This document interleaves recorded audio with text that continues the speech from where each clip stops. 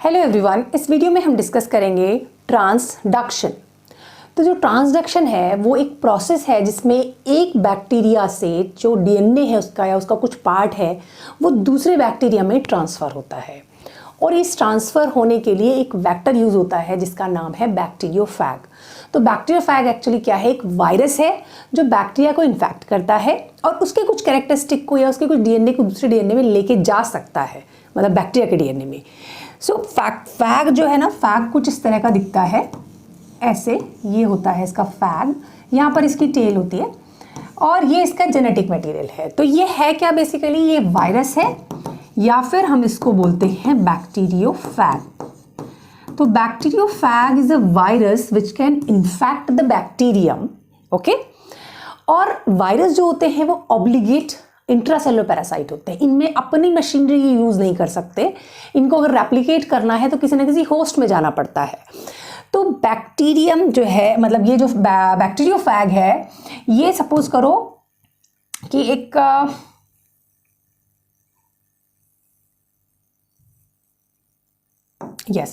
ये एक बैक्टीरियम है। बैक्टीरिया का अपना एक होस्ट का, इसको हम बोलते हैं होस्ट डीएनए। एक्चुअली ये इसका खुद का अपना डीएनए है, ये बैक्टीरिया है, ठीक है। हम एक बैक्टीरिया को बोल रहे हैं बैक्टीरियम, और ये इसका कौन है, डीएनए है। बैक्टीरियल डीएनए कह लो या क्रोमोसोमल डीएनए कह लो, या इसको हम बोलते हैं होस्ट डीएनए। तो क्योंकि वायरस के लिए होस्ट कौन हुआ, इस बैक्टीरियोफैग के लिए स्पेसिफिकली ये हुआ होस्ट बैक्टीरिया, इसलिए इसका नाम ये होस्ट डीएनए हो गया, ये बैक्टीरिया इस वायरस का डीएनए हो गया, या बैक्टीरियोफैग का डीएनए हो गया। तो बेसिकली होता क्या है, ये जो, इसको मैं ग्रीन से बना देती हूँ। फॉर एग्जाम्पल ये जो वायरस है आपका, इसके अंदर टेंडेंसी, इसका जो टेल है इस पर कुछ ऐसे मटेरियल होते हैं, ऐसी प्रोटीन्स होती हैं कि वो इस पर अटैच हो सकता है। तो ये जो वायरस है जिसको हम बैक्टीरियोफैग कह रहे हैं, वो एक बैक्टीरिया पर अटैच हुआ और वहाँ अटैच होने के बाद में ये इसमें पेनिट्रेट करता है। कौन पेनिट्रेट करता है, इसका जो जेनेटिक मटेरियल है वो यहाँ पर पेनिट्रेट कर जाएगा, ठीक है। तो ये जेनेटिक मटेरियल इसका पेनिट्रेट कर रहा है। उसके बाद क्या करेगा, ये जो वायरस है ये इसी की जो बैक्टीरिया है उस बैक्टीरिया की प्रोटीन्स को यूज़ करेगा, बैक्टीरिया की ही मशीनरी को यूज़ करेगा अपना रेप्लिकेशन करने में, प्रोटीन बनाने में। और क्या होगा कि इसके बाद में कई सारी आपकी इसमें इसके कई सारे वो बन जाएंगे, मैं सिंगल बना रही हूँ, ऐसे कई सारे इसके आपके मल्टीप्लिकेशन होंगे। इस जो वायरल डीएनए है वो यहाँ पर रेप्लिकेट होके बहुत सारे वो बना दिया, प्रोटीन्स भी बना लेगा, असेंबली करेंगी जो बाद में फाइनली, क्योंकि वायरस का जो बाहर का कोट है प्रोटीन का है। और जब ये कर रहा है तो कई बार बैक्टीरियम ऐसे भी रह सकता है, कई बार जो ये बैक्टीरियम ये खुद भी अपना टूट जाता है, जिसका बैक्टीरिया का डीएनए है वो भी ब्रेक हो जाता है और वो भी इस तरह से रेप्लिकेट कर जाता है। तो जब ये फाइनली इस जो एक डेवलप होगा, तो जब ये अपना कोट बनाता है और बाहर जब ये सेल टूटती है, जिसको हम कहते हैं लाइसिस ऑफ द सेल। लेकिन लाइसिस से पहले क्या होगा, अंदर अंदर ये अपने पूरा का पूरा वायरल पार्टिकल्स बना लेगा इस तरीके की। इसको मैं ग्रीन से बना देती हूँ, ये लो। तो इस तरीके के अंदर ही अंदर क्या होगा, बहुत सारे वायरस के पार्टिकल्स बन जाएंगे, ठीक है। और उसमें जो डीएनए है वो इसका अपना डीएनए कैसा था, ये देखो ग्रीन कलर से बनाया था मैंने, तो ये मैं ग्रीन से बना दे रही हूँ। तो ये इस डीएनए को ले लेगा और जब सेल टूटेगी तो ये रिलीज हो जाएगा। ये बेसिक प्रोसेस होता है, इसको कहते हैं हम बैक्टीरियोफैग की लाइटिक साइकिल, ठीक है ना। पहले लाइटिक साइकिल समझो फिर आप दूसरा समझोगे। तो ये लाइटिक साइकिल होती है, इसने इसको इन्फेक्ट किया, इसको यूज़ किया, अपना रिप्लिकेशन करके रिलीज होकर बहुत सारे वायरस बना दिए, ठीक है। फिर वो किसी और को इन्फेक्ट कर सकते हैं। दूसरा क्या है कि कभी कभी क्या होता है, जब ये आपका रिलीज हो रहा है या यहाँ पर जब इसकी असेंबली हो रही है, असेंबली के टाइम पे क्या होता है, ये कौन सा डीएनए था, ये था आपका बैक्टीरियल डीएनए, या इसको हम बोल रहे थे होस्ट डीएनए। तो इस होस्ट डीएनए को गलती से पैक कर लेता है ये। तो कायदे में यहाँ पर जैसे आना चाहिए था किसका डीएनए, खुद का अपना डीएनए आना चाहिए था यहाँ पर, लेकिन इसने क्या किया, किसको यूज कर लिया, जो हमारा होस्ट का डीएनए था यानी बैक्टीरिया का डीएनए था उसको यूज कर लिया। जस्ट मैं वाइट से बना दे रही हूँ। तो ये जो है ना एक न्यू बैक्टीरियोफैग टाइप का बन गया। मतलब इसने क्या किया, नॉर्मली जब अपने ही डीएनए को इसने लेना था, लेकिन साथ में इसने क्या किया, कुछ में डिफेक्टिव असेंबली की वजह से होस्ट या बैक्टीरिया का डीएनए ही अपने अंदर ले लिया। और फिर जब ये किसी दूसरे बैक्टीरिया को इन्फेक्ट करेगा तो वहां भी सेम प्रोसेस चलेगी। तो ये जो बैक्टीरिया का डीएनए है उस दूसरे डीएनए में चला जाएगा, मतलब उस दूसरे बैक्टीरिया में चला जाएगा। तो क्या हो रहा है, अब ये जो डीएनए है, ये जो पार्ट है इसका डीएनए का, उसमें बहुत सारी कुछ भी टेक्निक हो सकती है, मतलब कुछ भी उसमें स्पेसिफिक एक नया कैरेक्टर हो सकता है, इसको हम ट्रेट बोलते हैं, न्यू ट्रेट हो सकता है। जैसे फॉर एग्जाम्पल एंटीबायोटिक रेजिस्टेंस हो सकता है, सपोज करो ये बैक्टीरिया नंबर 1 है, ठीक है। अब ये सब कुछ हुआ और फाइनली इसने जाके किसको इन्फेक्ट किया, इसने जाके एक दूसरे बैक्टीरिया को इन्फेक्ट कर दिया, इसने जाके एक दूसरे नए बैक्टीरिया को इन्फेक्ट कर दिया। जब वो इन्फेक्ट करेगा तो यहाँ पर सपोज करो एंटीबायोटिक रेजिस्टेंस नहीं थी, लेकिन वहां जाके रेजिस्टेंस दे देगा ये, ठीक है ना। ये वहां जाएगा, सेम काम करेगा, इसका ये टूटेगा और वहां पर जाकर इसने एक तरह से देखा जाए तो अपने नए वो बना दिए, ठीक है ना। तो एक बैक्टीरियम से दूसरे बैक्टीरियम में डीएनए ट्रांसफर हो गया थ्रू वायरस, और उस वायरस का नाम है बैक्टीरियोफैग। जो बैक्टीरिया को इन्फेक्ट करता है वायरस, उसको हम बैक्टीरियोफैग कहते हैं। तो थ्रू द हेल्प ऑफ बैक्टीरियोफैग एक बैक्टीरियम से डीएनए या डीएनए का पार्ट दूसरे बैक्टीरिया में चला गया, इसको हम कहते हैं ट्रांसडक्शन, ठीक है। दूसरा एक चीज होती है लाइसोजेनिक कन्वर्जन, ठीक है, वो भी हम पढ़ेंगे, वो भी बड़ा इंपॉर्टेंट है, उस पर क्वेश्चन आता है, वाइवा में भी पूछते हैं। दूसरा क्या होता है, ये तो लाइटिक साइकिल होती है। कभी कभी क्या होता है, ये इसको ना तोड़ के इसके अंदर इनकॉर्पोरेट कर लेता है। जैसे अपना इसका बैक्टीरिया का वो था डीएनए, ये क्या करता है, इसके अंदर गया और जाकर ये क्या करता है, इसी का पार्ट बन जाता है, ठीक है, समझ रहे हो। ये अपना होस्ट का डीएनए था, ये साथ में जो वायरस आया उसका डीएनए इसके साथ इनकॉर्पोरेट हो गया, इनकॉर्पोरेट वर्ड बोलते हैं इसको। तो viral DNA incorporate with the host DNA, ठीक है। और इसको फिर ये कहते हैं, क्या होता है, जब ये रेप्लिकेट करेगा तो क्रोमोसोम बैक्टीरिया का भी और इसका भी साथ साथ रेप्लिकेट करेंगे, तो सेम ऐसी बहुत सारी प्रोजेनी बन जाएंगी, ठीक है ना। और वो कई टाइम तक क्या होता है, इनएक्टिव स्टेज में रहता है, ठीक है। और इस जो ये वाली चीज है ना, ये जो हो रहा है, इसको हम बोलते हैं लाइसोजेनिक लाइफ साइकिल। मतलब जो बैक्टीरियोफैग है वो दो तरह की साइकिल में रह सकता है। एक तो लाइटिक साइकिल, जिसमें वो जिस बैक्टीरिया के अंदर है उसको तोड़ देगा। एक लाइसोजेनिक, वो जिस बैक्टीरिया के अंदर गया उसी का पार्ट बन के रह जाएगा और उसी के साथ रेप्लिकेट करता रहेगा। फिर क्या होगा, लेकिन लाइटिक और लाइसोजेनिक साइकिल आपस में इंटरकन्वर्जिबल हो सकती है कई बार। ये जो लाइसोजेनिक में चला गया, जब होस्ट की जो कंडीशन है वो थोड़ी सी खराब हो जाएगी, या कह लो स्ट्रेसफुल कंडीशन हो जाएगी, जैसे होस्ट के पास खाना नहीं है, स्टारवेशन है, ठीक है, या फिर बहुत ही एक्सेसिव जो प्रॉब्लमेटिक एनवायरमेंटल कंडीशन है, स्पेशली तो स्टारवेशन वगैरह में ऐसा होता है। तो क्या होता है, ये जो डीएनए है टूट जाता है, टूट के अलग हो जाएगा, फिर असेंबली बनाएगा, वायरल बनेगा, फिर उसके बाद निकल के चला जाएगा, लाइसिस करके सेल को तोड़ देगा ये, ठीक है ना। तो लाइसोजेनिक साइकिल जो है वो चलती रहती है डोरमेंट कंडीशन में, लेकिन जब कंडीशन खराब हुई तो फिर लाइटिक में करके तोड़ के फिर अपना रिलीज हो गया, फिर नए बैक्टीरिया को इन्फेक्ट कर दिया। तो ये वायरस की मैं बता रही हूँ, दो तरह की साइकिल होती है बैक्टीरियोफैग की, ठीक है ना। ये बैक्टीरियोफैग की बात कर रहे हैं, वो वायरस जो बैक्टीरिया को इन्फेक्ट करता है। तो इस तरीके से ये जो आपका वायरस है वो एक बैक्टीरिया से दूसरे बैक्टीरिया में डीएनए के पोर्शन को ट्रांसफर कर पा रहा है, इसका नाम है ट्रांसडक्शन, ठीक है। और लाइसोजेनिक या लाइसोजेनिक कन्वर्जन क्या है, अगर वो अपने डीएनए को किसी बैक्टीरिया को ट्रांसफर कर दे तो उसको हम कहते हैं लाइसोजेनिक कन्वर्जन। समझ रहे, दोनों में देखो बड़ा एक डिफरेंस है, ये बहुत कंफ्यूजिंग है, बुक्स में भी कई बार समझ नहीं आता। अगर आप बैक्टीरिया से कोई बैक्टीरियल डीएनए को या बैक्टीरियल डीएनए के एक पार्ट को बैक्टीरियल डीएनए नंबर 1 से बैक्टीरियल डीएनए नंबर 2 में भेज रहे हो, कोई दूसरा बैक्टीरिया है, ठीक है, उसमें इनकॉर्पोरेट कर रहे हो, एक बैक्टीरिया से दूसरे में कर रहे हो, लेकिन सिर्फ जो वायरस है, वायरस का नाम है बैक्टीरियोफैग, जो कि सिर्फ एक वेक्टर का काम कर रहा है, इधर से इधर ले जा रहा है और कुछ नहीं कर रहा। तो ये जो चीज है जिसको हम बोलते हैं ट्रांसडक्शन। और अगर वेक्टर डीएनए वायरस डीएनए या फिर ये कह सकते हो आपका कौन सा, दैट इज बैक्टीरियोफैग डीएनए, क्योंकि ये वायरस बैक्टीरियोफैग है ना। बैक्टीरियोफैग का डीएनए अगर जाकर ट्रांसफर हो रहा है किसी एक बैक्टीरियम को, तो इसको हम कहते हैं लाइसोजेनिक कन्वर्जन। समझ में आ रहा है? इसमें जो वायरस है वो एक्टिव रोल प्ले कर रहा है, मतलब एक्टिव तो वहां भी है, एक्टर काम कर रहा है, पर वायरस का डीएनए ट्रांसफर हो रहा है। जैसे बैक्टीरियल रेजिस्टेंस, अब मान लिया कोई बैक्टीरिया था, वो कमेंशियल्स था, वो कोई डिजीज कॉज नहीं कर रहा था, लेकिन किसी वजह से वो ऐसे फैग से ऐसे वायरस से इन्फेक्ट हो गया जिसके अंदर जो डीएनए था उसमें रेजिस्टेंस की कैपेसिटी थी किसी एंटीबायोटिक से, तो उसने और या फिर ये कह लो वायरुलेंस की जीन से, कोई भी जीन हो सकता है ना, एंटीबायोटिक रेजिस्टेंस का हो सकता है, वायरुलेंस का जीन हो सकता है।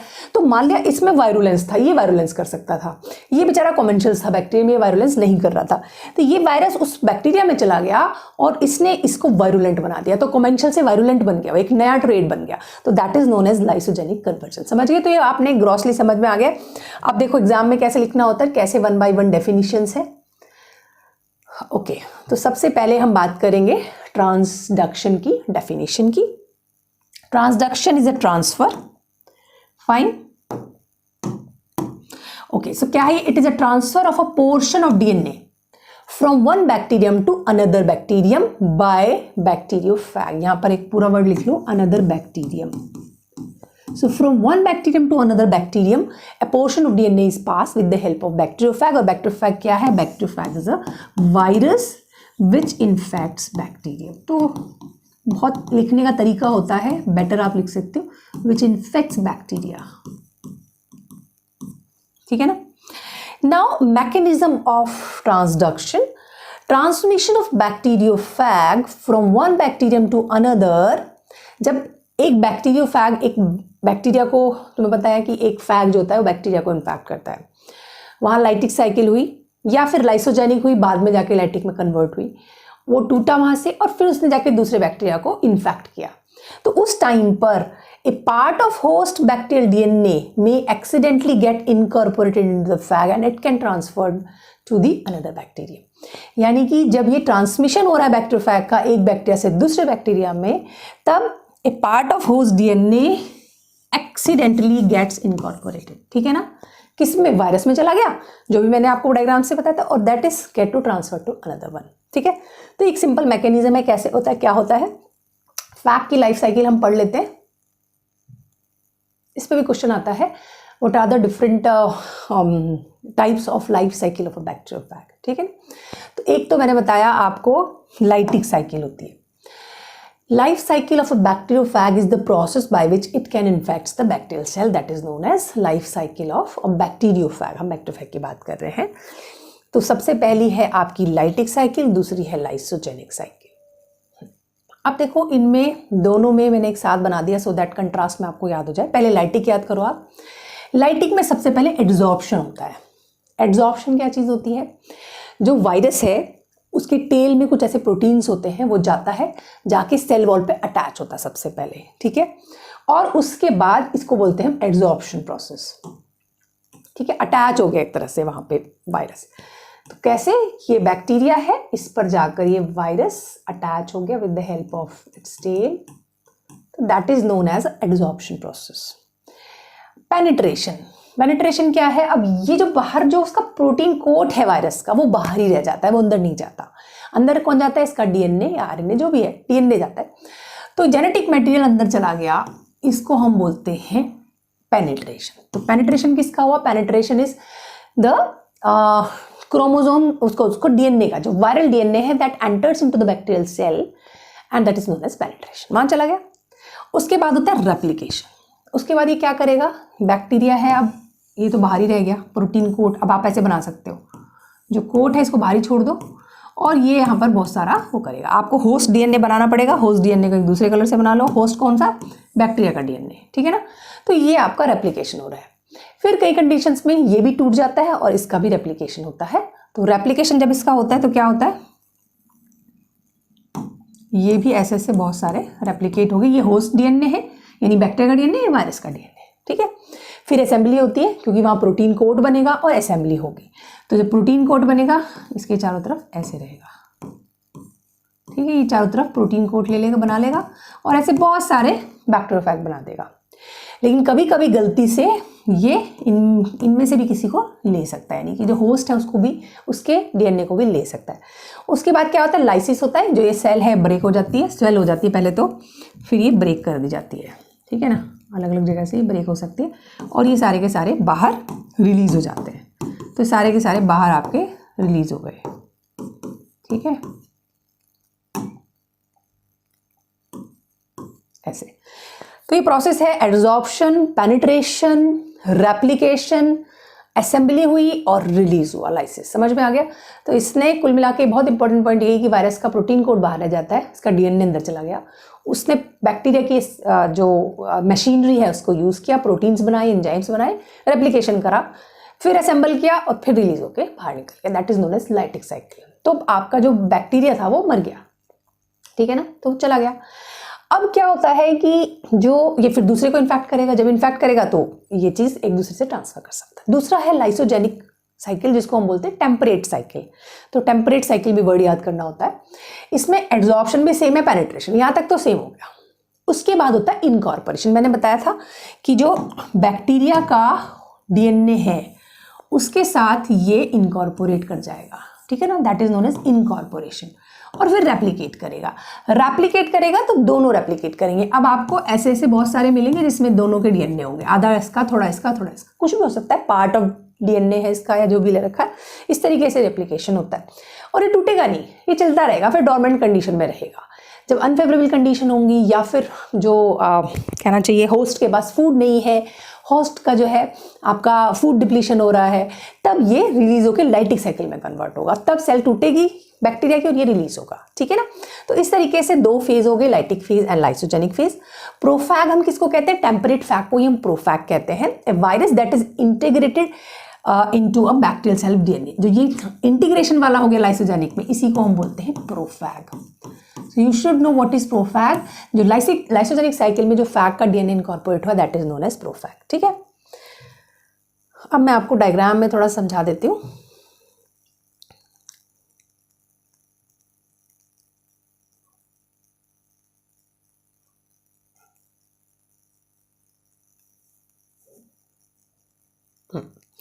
तो देखो इसमें हमने डायग्राम में दिखा रखी है दो साइकिल, एक लाइटिक साइकिल एंड एक लाइसोजेनिक साइकिल। ये देखो ये बैक्टीरिया, यहाँ से आप शुरू करोगे इसको, ये बैक्टीरियल डीएनए है। बैक्टीरियल डीएनए आपने सर्कुलर डीएनए होता है, बना दिया circular. Phage attach to the host bacterium, जो फैग का है यानी वायरस का जो डीएनए मटेरियल है वो आपने रेड से बनाया है, यहाँ पर बैक्टीरिया का ब्लू से बनाया है। फैग की एंट्री हुई तो बाहर कोट बाहर रहेगा, सिर्फ एंट्री किसकी हुई, फैग डीएनए की। फैग डीएनए आया, उसके बाद क्या होगा, ट्रांसक्रिप्शन एंड रेप्लिकेशन। अब क्या होगा, ट्रांसक्रिप्शन होगा, रेप्लिकेशन होगा, दोनों ही, ये भी डीएनए इसका भी टूट जाएगा और धीरे धीरे दोनों के दोनों रेप्लिकेट करेंगे। ये देखो रेड दिखा रखा है इन्होंने। नॉर्मली क्या होता है, ये अपना जो जेनेटिक मटेरियल है रेड कलर का ही ले लेता है और लाइसिस होकर बाहर निकल जाता है, लेकिन कभी कभी इस ब्लू वाले को भी ले सकता है ये, ठीक है ना, और ट्रांसडक्शन प्रोसेस करा सकता है। ये लाइसोजेनिक है। कभी कभी क्या है, जो ये लिया अगर लाइसोजेनिक होगी तो उसमें क्या होगा, लाइसोजेनिक में क्या करेगा, ये जो बैक्टीरिया का वायरस का जो डीएनए आया है ये प्रोफैग फॉर्मेशन कर लेगा, इसी के साथ इनकॉर्पोरेट हो जाएगा बैक्टीरियल के साथ। फिर जब आपका सेल डिवीजन होगा तो आप देखो जो सेल डिवीजन हो रहा है वो इस तरीके से हो रहा है कि ये साथ के साथ दोनों के दोनों रेप्लिकेट कर रहे हैं, होस्ट भी और मतलब दोनों रेप्लिकेट कर रहे हैं ना, 1 से 2 बन गए, 2 से 4 ऐसे बनता चला जाएगा। तो that is known as lysogenic cycle. इसमें हमने लाइटिक एंड लाइसोजेनिक साइकिल दिखाई है। और मैंने एक डायग्राम लिया है टाइप्स ऑफ ट्रांसडक्शन। तो टाइप्स ऑफ ट्रांसडक्शन क्या होते हैं, 2 तरह के होते हैं, एक जनरलाइज्ड होता है और एक आपका स्पेशलाइज्ड ट्रांसडक्शन होता है। जनरलाइज्ड जो ट्रांसडक्शन होता है वो ये है कि कोई भी part of the bacterial DNA can incorporate into the virus. मतलब यू कैन से कि डीएनए जो बैक्टीरियल डीएनए है या होस्ट डीएनए है उसका कोई भी पार्ट ट्रांसफर हो सकता है, दैट इज जनरलाइज्ड। तो इसमें देखोगे आप, ये आया, ये होस्ट डीएनए है, इसने इसको तोड़ा, अपने आप को देखो ये रहा इसका ये, और फिर सारे के सारे पैक हुए, सारे के सारे ये हुए। तो देखो इसने कोई भी पार्ट ऐसे ही रैंडमली उठा लिया वायरस ने होस्ट का, और उसके बाद इसने पास कर दिया दूसरे बैक्टीरिया को जो भी जाएगा। लेकिन स्पेशलाइज में क्या होता है, स्पेशलाइज में ये होता है कि जो ये आपकी कौन सी फेज है, ये टेम्परेट फेज में होता है यूजुअली, और लाइसोजेनिक फेज में जिसको बोल सकते हैं। तो लाइसोजेनिक फेज में यूजुअली ये स्पेशलाइज ट्रांसडक्शन होता है। उसमें क्या होता है, ये इसके साथ अटैच हो गया। अब जब इसका डिवीजन होगा और जब बाद में रेप्लिकेशन होगा तो होगा क्या, इसमें जो जहां से ये देखो ये था फैग डीएनए, ये रेड कलर का जो दिख रहा है, ये अपने आसपास का जो डीएनए है उसको ले लेगा होस्ट का। तो जो ये क्या करेगा, specially the part of the host DNA या bacterial DNA which is adjacent to what, adjacent to the bacteriophage, that will incorporate into that viral या बैक्टीरियोफैग। ठीक है ना, मतलब इसका जैसे ये वायरस का था उसके आसपास का एरिया जो है ना उसी को इनकॉर्पोरेट करेगा। तो स्पेसिफिक हो गया ये। अब क्योंकि ये स्पेसिफिक हो गया तो इसका यूज बहुत जगह किया जा सकता है। क्योंकि मान लिया हमने क्या किया, किसी को जहां पर एंटीबायोटिक रेजिस्टेंस का वो है वहां पर इनकॉर्पोरेट कर दो तो वो बैक्टीरियोफैग में वो कैरेक्टर आ जाएगा। फिर वो जब नए बैक्टीरिया में पास करोगे तो हो जाएगा। ठीक है ना, ये बैक्टीरिया के लिए फायदेमंद हुआ। मान लिया हमें क्या करना है, हमें किसी की वायरुलेंस को कम करना है या ज़्यादा करना है या जो भी है हम उसके आसपास के पार्ट को लेके कर सकते हैं, या हमें कोई स्पेसिफिक प्रोटीन प्रोड्यूस करवानी है किसी बैक्टीरिया से। इसलिए ये सब चीज़ों का जेनेटिक इंजीनियरिंग में काफ़ी इंपॉर्टेंट रोल है। ठीक है ना, तो ये आप समझ सकते हो कि टाइप्स बस याद रखो कि इसकी दो तरह की टाइप होती हैं। यूजुअली जो लाइटिक फेज होती है उसमें जनरलाइज ट्रांसडक्शन होता है। जो आपकी लाइसोजेनिक फेज होती है या लाइसोजेनिक साइकिल होती है उसमें ये बेसिकली स्पेशलाइज ट्रांसडक्शन होता है। सिंपल है वैसे, कुछ ज़्यादा इंपॉर्टेंट इसमें तो ज़्यादा प्रॉब्लमेटिक नहीं याद करना, क्योंकि ये लाइटिक है। जब लाइसिस कर रहा है तो किसी को भी अपने हो सकता है पूरा डीएनए ले ले या कोई भी पार्ट ले ले, उसमें स्पेशलाइज लेगा क्योंकि वो उसके साथ अटैच हो गया था तो उसके आसपास के पार्ट को ही लेगा बेसिकली। अब रोल क्या होता है ट्रांसडक्शन का, in addition to chromosomal DNA transduction is a method of episome and plasmid transfer also. मतलब देखो क्रोमोसोमल जो बैक्टीरिया का क्रोमोसोम डीएनए है उसको तो ये प्रोसेस ट्रांसडक्शन ट्रांसफर कर ही पा रही है, उसके अलावा इपिसोम और प्लाज्मिड को भी करती है। प्लाज्मिड क्या होता है, plasmid is a extra cellular DNA. ये नॉर्मल क्रोमोसोमल डीएनए है, एक्स्ट्रा सेलुलर डीएनए जो होता है वो प्लाज्मिड कहलाता है, जो मैं बता चुकी हूँ आपको ऑलरेडी। इपिसोम क्या होता है, episome is also extra cellular and that can be also, ये दोनों के दोनों ही इंडिपेंडेंटली रेप्लिकेट कर सकते हैं।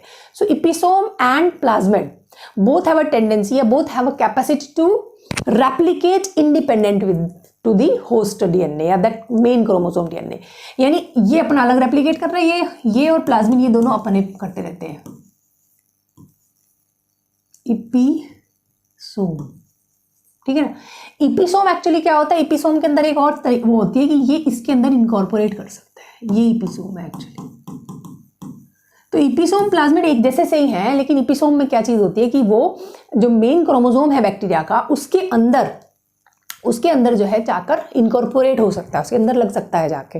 तो इसलिए इपिसोम जो बड़ा इंपॉर्टेंट है कि ये एक से दूसरे बैक्टीरिया, जब मान लिया कोई बैक्टीरियोफैग इसको अगर इन्फेक्ट करे तो इपिसोम भी है, मान लिया इपिसोम पे कोई स्पेसिफिक कैरेक्टर है तो ये साथ में जाएगा तो ये आपको लेके जा सकता है। तो मतलब मेन क्रोमोसोम के थ्रू मेन क्रोमोसोमल डीएनए को भी पास करा सकता है वायरस, इपिसोम को भी पास करा सकता है, प्लाज्मिड को भी पास करा सकता है। तो इससे बड़े सारे काम हो सकते हैं।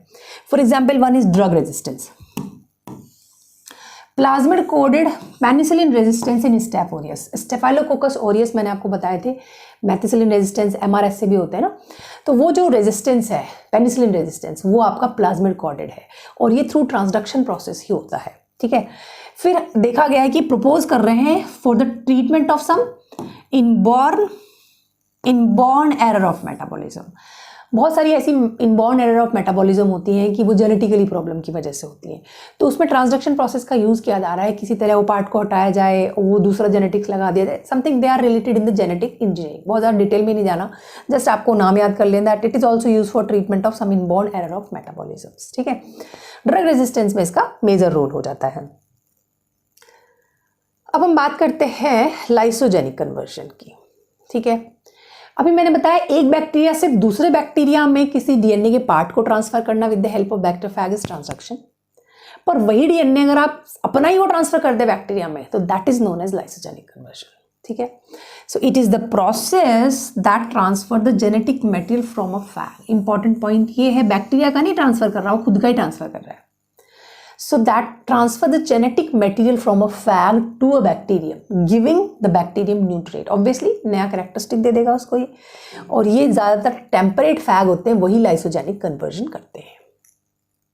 क्योंकि ऑब्वियसली उसको वहाँ का पार्ट बनना पड़ेगा।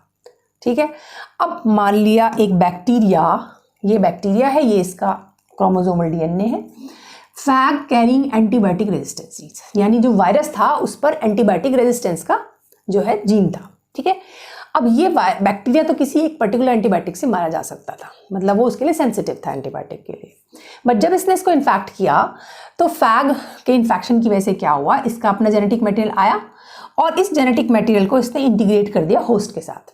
देखो, host fag genome integrate into the bacterial chromosome, तो जो फैग यानी वायरस का जो डीएनए था, मटेरियल था, वो उसने होस्ट का जो क्रोमोसोम था, यानी होस्ट कौन, बैक्टीरिया, उसके साथ में इंटीग्रेट कर दिया। अब एंटीबायोटिक का ट्रीटमेंट दोगे तो ये सर्वाइव कर जाएगा। पहले ये सर्वाइव नहीं कर रहा था, ये पर्टिकुलर एंटीबायोटिक से इसकी डेथ हो जा रही थी, लेकिन जब इसको इन्फेक्ट किया तो इसका जो क्रोमोसोम था वो एक नए ट्रेट के साथ बन गया, क्योंकि इसके साथ इनकॉर्पोरेट होगा रेजिस्टेंस वाला डीएनए, तो अब ये सर्वाइव करेगा। It survive and replication of bacteria with newly acquired antibiotic resistance gene. तो देखो, जो बैक्टीरिया है वो नया बन गया, पर किसका बैक्टीरिया रहा है, वो किसका डीएनए आया है यहाँ पर, फैग का, यानी वायरस का। तो यही डिफरेंस है आपका ट्रांसडक्शन एंड लाइसोजेनिक कन्वर्जन में। अब लाइसोजेनिक कन्वर्जन पे शॉर्ट नोट आता है, तो एक तो आप ये सब चीज़ें लिख सकते हो, दूसरा थोड़ा सा और बता सकते हो एलिब्रेट करके, it can made bacteria pathogenic. जैसे पहले ये देखो, एक तो एंटीबायोटिक रेजिस्टेंस हो गया कि एंटीबायोटिक रेजिस्टेंस डेवलप कर सकता है, जो भी हमने देख लिया। एक ये वायरुलेंस कर सकता है, वायरुलेंस को बढ़ा सकता है। मान लिया कि पहले बैक्टीरिया कम वायरुलेंट था, अब जब उसको फैग ने इन्फेक्ट किया, यानी वायरस ने इन्फेक्ट किया, तो ज़्यादा आपका वायरुलेंट हो गया, ऐसा कर सकता है, यानी वायरुलेंस को बढ़ा सकता है। उल्टा ऐसा भी कर सकता है, किसी बैक्टीरिया को पैथोजेनिक बना सकता है। पहले वो कमेंशल्स था, या फिर ये कह लो कि वो पैथोजेनिक नहीं था, नॉन पैथोजेनिक, नई बीमारी कॉज कर रहा था, लेकिन अब जब से उसने फैग ने इन्फेक्ट किया, वहाँ पर उसने अपना डीएनए दिया, एक नया कैरेक्टरिस्टिक के साथ वो बैक्टीरिया बना और अब वो पैथोजेनिक हो गया, वो बीमारी कॉज कर रहा है। ठीक है, तो ऐसे बहुत सारी चीज़ें होती हैं, इनके एग्जाम्पल्स आपको पढ़ने हैं, जिसमें सबसे इंपॉर्टेंट एग्जाम्पल है जो लाइसोजेनिक कन्वर्जन के थ्रू होता है, कॉरन बैक्टीरियम डिप्थीरी। जो डिप्थीरिया का टॉक्सिन है, डिप्थीरिया का टॉक्सिन शुरू में ऐसा नहीं था कि उसमें था, कॉरन बैक्टीरियम डिप्थीरिया जो है बैक्टीरिया, उसको फैग इन्फेक्ट करता है और वो फैग टॉक्सिन लेके आता है और कॉरन बैक्टीरिया के जेनेटिक में चेंज होके वो टॉक्सिन प्रोड्यूस करना शुरू करता है। तो corynebacterium diphtheria toxin coded by a lysogenic phage DNA. बड़ा इंपॉर्टेंट पॉइंट है, इस पर एमसीक्यू भी आता है कि जो डिप्थीरिया का टॉक्सिन है वो कैसे है, that is coded by the lysogenic phage DNA, यानी उसका जो कॉरन बैक्टीरियम का डीएनए है, ये कॉरन बैक्टीरियम का डीएनए है, इसके साथ में एक फैग का डीएनए जुड़ा हुआ है। ये ध्यान रखो, ये चीज़, ये इसके अंदर फैग डीएनए का पार्ट है ना, फैग यानी वायरस का डीएनए का पार्ट है जो कि टॉक्सिन प्रोड्यूस कराता है। तो टॉक्सिन प्रोड्यूस जो कराने वाली चीज़ है वो फैग का डीएनए है, ना कि इसका अपना नेटिव डीएनए। समझ रहे हो, बैक्टीरिया को और बैक्टीरियम डिप्थेरिया का।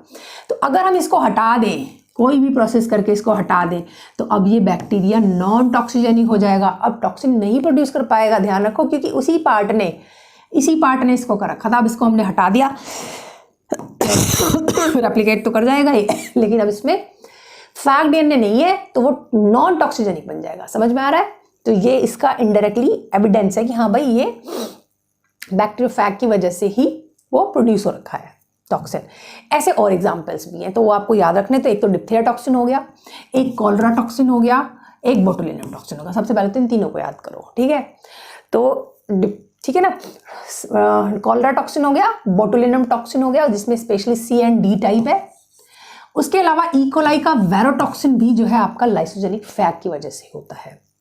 Streptococcal pyrogenic exotoxin A and C भी इसकी वजह से होता है, ठीक है ना? तो देखो, सी फॉर कॉरन बैक्टीरियम डिप्थेरी हो गया, सी फॉर ही कॉलरा टॉक्सिन हो गया, ए बी बी हो जाएगा आपका तुम्हारा ये बोटुलिनम टॉक्सिन, इसके सी और डी है। तो ए और सी जो है वो आपका स्ट्रेप्टोकोकस का होता है, स्टेप्टो आप शुरू में पढ़ते हो। फिर इकोलाई है, वेरोसाइटोटॉक्सिन होता है। मतलब याद करने का तरीका है, आप कैसे भी करके इसको याद कर सकते हो।